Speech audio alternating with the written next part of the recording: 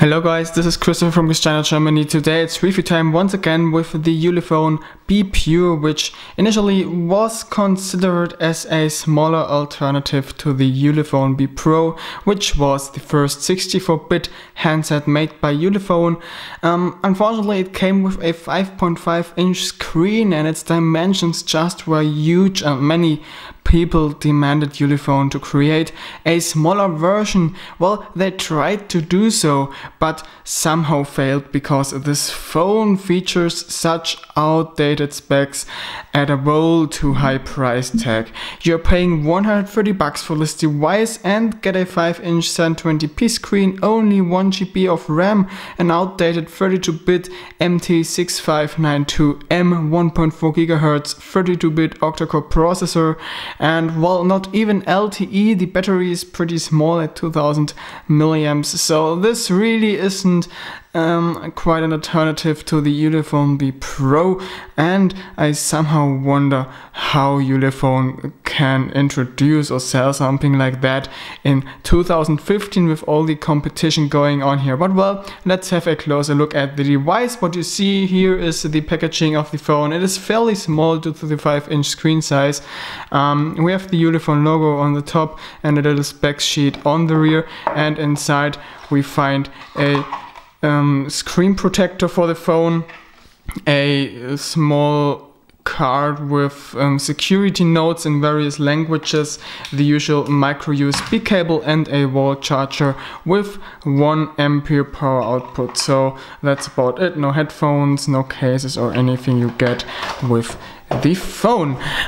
So let's have a look at the design, and well, as it was meant to be a smaller version of the Ulefone Be Pro, it's obviously looking the same. So we have the very same design going on here with the very same design elements. There are a few differences though. We don't have a status LED here, and we have backlit touch buttons here, which wasn't the case with the Ulefone Be Pro for some reason. What hasn't been changed is that the buttons still are way too loose or way too easy to press, to be exact. It happens constantly that I press them by accident, and lots of people complained about that with the Ulefone Be Pro, so it really is a pity they didn't change that with the Ulefone Be Pure. On the lower side we find one voice microphone, on the other side the on-off switch, on the top the micro USB port with OTG support and a 3.5mm headphone jack, and the rear is covered by the very same white back cover that has some kind of pattern on here, which is kind of cheap, not as quality as with the Ulefone Be Pro. It also looks like we have a dual LED flash with this phone, but that's not the case. It's a single LED flash. It just is kind of a fake dual LED flash, and well, it can't really be called a flash because it's not bright enough. Else we have the Ulefone logo here once again, and an opening for the media speaker. Let me quickly pull off the back cover, and this is going extremely hard. Strange that it doesn't break, to be honest, but well, what do we see here? We have one micro SD card slot, one micro SIM slot, one normal sized SIM slot, and the removable battery, the media speaker, and 2 antennas, one for 2G and 3G reception, and the other one is for GPS, Bluetooth and Wi-Fi, and it's no LDS antenna, just the usual standard foil antennas. So let me quickly put that thing together. As you can see, that's also going very hard. Here we go, and let's have a look at the display, and this is how it looks. As I said, 5 inches, 720p IPS OGS. Well, that's kind of what you get at cheap phones nowadays, but well, 720p at 5 inches don't mean or don't have to mean that the image quality is better or something. It really depends on the panel manufacturer and how much money the manufacturer of the phone invested into the panel. Unfortunately, Ulefone did save a lot of money here since the panel is very bad. Colors are not very intense, the contrast is bad, the brightness isn't that good. You really can't see what's going on when being outside under sunlight.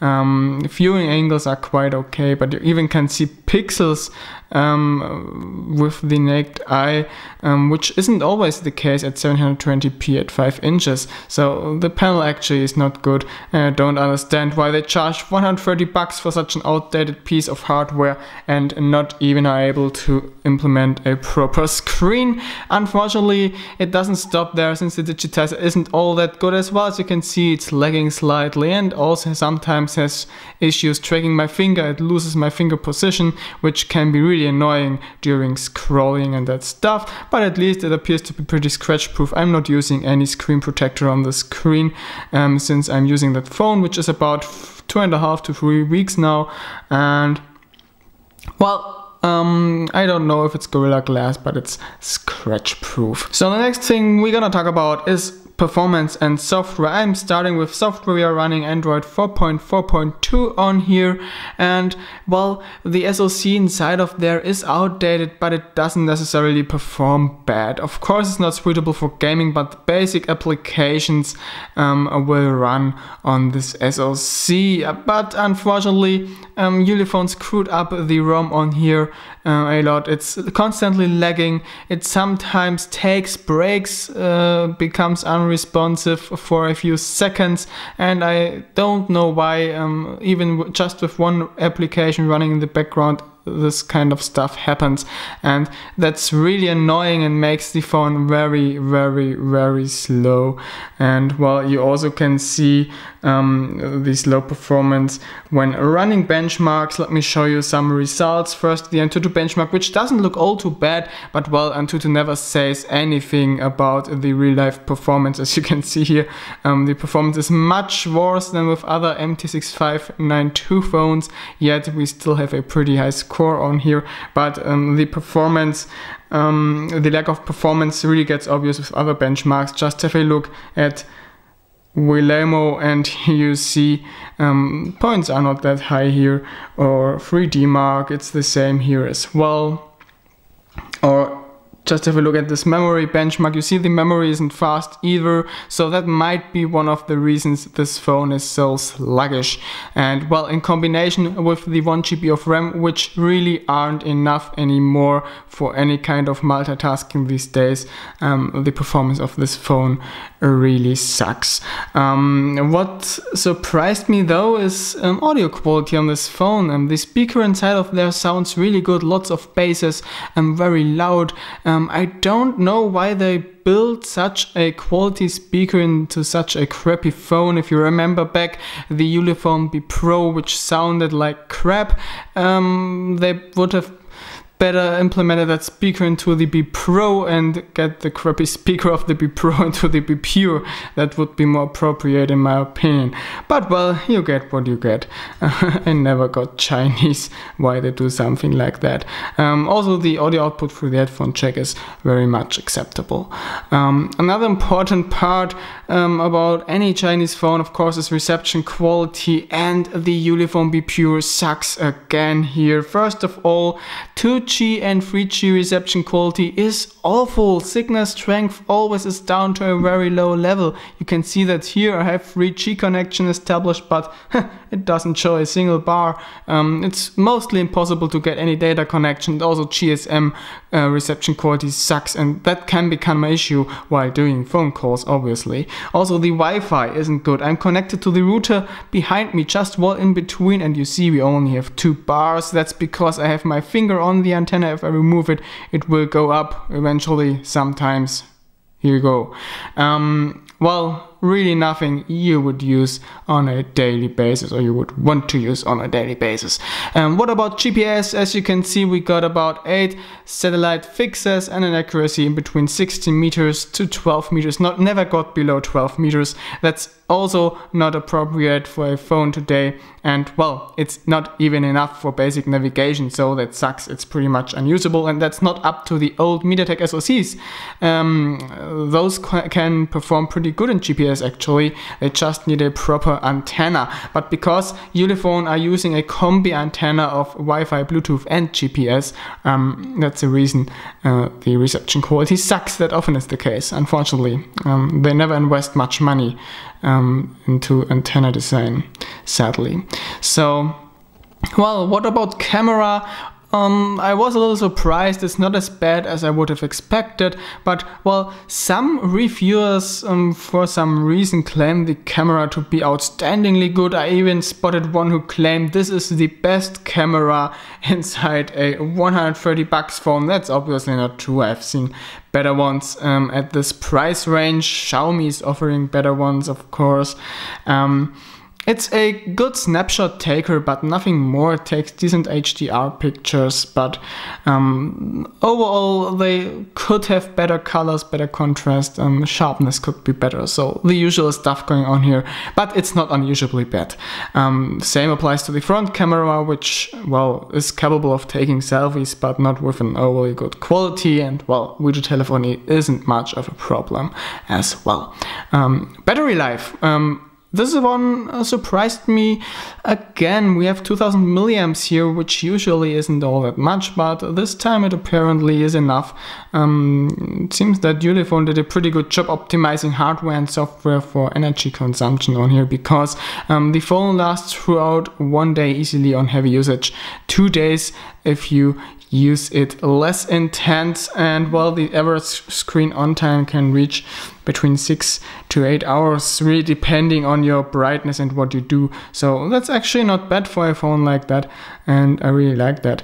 But unfortunately it doesn't have fast charging. Charging the battery takes about 4 hours, which is massive if you're used to fast charging, and not really appropriate. But well, on the other hand, if the battery lasts long, you can charge it at night, and well, you don't care about charging time when you sleep, right? So what's my final conclusion about the Ulefone Be Pure? Well, it is a nice idea to use the concept of a successful phone that's too large and create a smaller version out of it. But you should get your stuff straight then, put in a proper SoC, get the reception quality right, but that's not what Ulefone did. They squeeze in outdated hardware, sell the whole stuff at at a way too high price tag of $130. $80 would be acceptable for this device in my opinion. And well, the next problem is that this handset isn't working at all, because it's simply useless if you don't have a good reception quality. It's that simple. And well, if you can't use the screen outside in the sun, it's useless as well. So well, no purchase recommendation from my side for the Ulefone Be Pure. This phone sucks. I hope they will do better next time with their upcoming low-cost devices. That being said, I hope you enjoyed that review and it was helpful for you. In case there are any questions left, make sure to drop them down below the videos in the comments and I will reply to you as soon as possible. If you like what we do at GizChina Germany and GizChina.com, make sure to visit our social media profiles at Facebook, Google Plus and Twitter, and hit the follow button over there. Well, that's it for now. I say bye bye. Thanks for watching the video again. You will now receive a performance demo of the handset. I am over and out. Bye bye.